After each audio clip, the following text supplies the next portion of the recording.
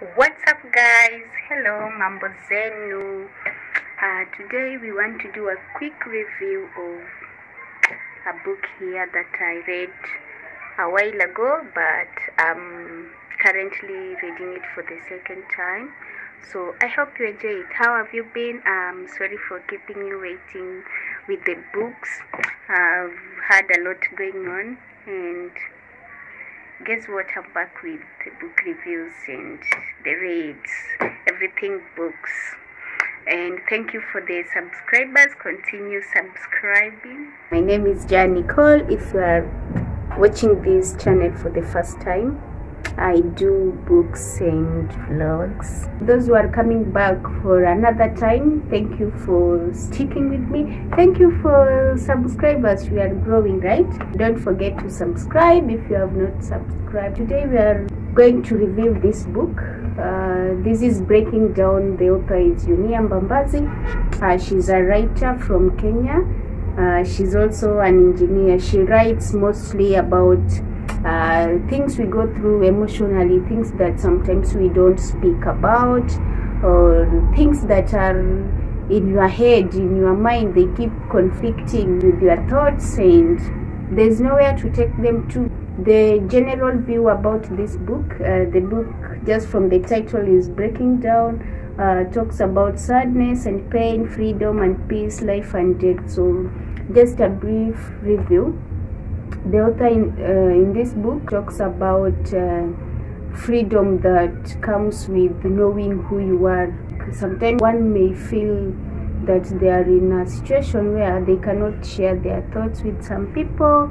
They are just by themselves, like isolated, or one, or the people you know don't really care about you that much. So it's always you and your thoughts. Sometimes you think of committing suicide, you think of killing people, all those dark thoughts go through your mind. So there are characters here that go through those dark moments.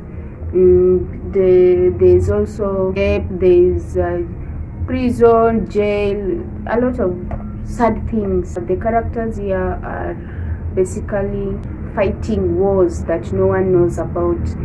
The wars they are fighting are maybe from childhood, when they were growing up, or that they came across just when they were starting being adult.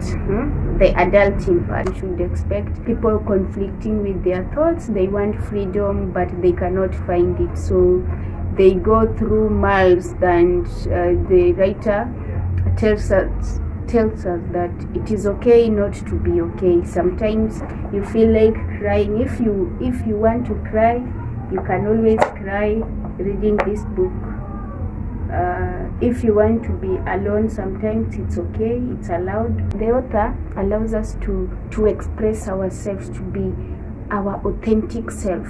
You accept yourself the way you are, accept your faults, accept that you cannot be loved with everyone, accept that you also have your weaknesses, you have your strengths. So just do you, do what you can do. So that's about the freedom.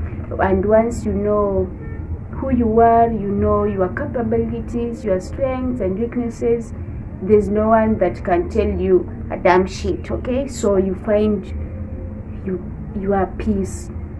That is after going through the struggle, after going through all the challenges there might be, and you collect yourself together, you take yourself to some committee or boardroom and ask yourselves questions that no one has the answer to, but you alone knows the answer, or you actually have no idea. So after taking internal reflection of the inner being, inner self, you find peace. So that is what the writer is talking about with freedom and peace. And life and death is situations where you've gone through some battles that are tough, and the only solution that you think of is either one lives or one dies. So like in a certain story, actually there are short stories briefly, about. The book doesn't talk about a specific story. No, they are like short stories, basically short stories. So like you can read this story, go to another one and another one. They talk about different perspective but same genre. Okay, right. So with life and death, these are situations where the characters here do not have the solution to their problems. Is either life or death. In the book, one goes through a rape at a young age, but she did not actually know about it. She didn't know that it was rape. It is sad reading about that story. At a young age, she allowed herself to be touched in places she had never allowed anyone to touch, just because she was seeking validation of love or something, and it's terrible. The victim ends up killing the abuser. So life and death, sadness and pain. There's a lot of sadness in the book, or sadness to do with the past that you cannot change, and it reflects even in our daily life. The situations where you grew up were not pleasing, or you cannot change something about your background. You cannot change your family members. You cannot change that actually. So you're allowed to be sad. Parents, they show different kind of love. Not that they don't love their kids, but they show a different kind of love in a way that their children misunderstands them. Like a certain character here misunderstood how the mother loved them. So mothers or just fathers, they love differently. Like the way they take care of you sometimes cannot be explained.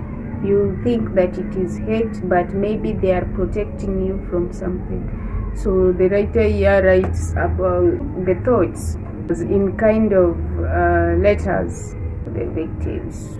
If you are reading this, you should gather your thoughts. Sometimes you'll take deep pauses. Sometimes you need to breathe in and breathe out. You are allowed to do so. You are allowed to reflect. You are allowed to cry.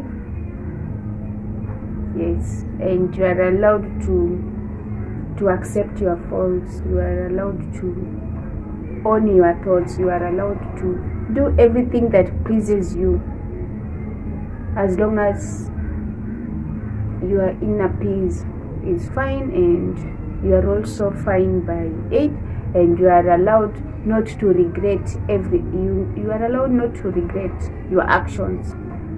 Like once you take an action, there's no regrets, bad or good. Just be bold about them. So even as you read this book, just reflect on your own, what you would have wished for, what you would have done if you were characters in this book. So allow me to end this there and see you on the next one. So it's been wonderful. I hope you enjoyed the read. So adios.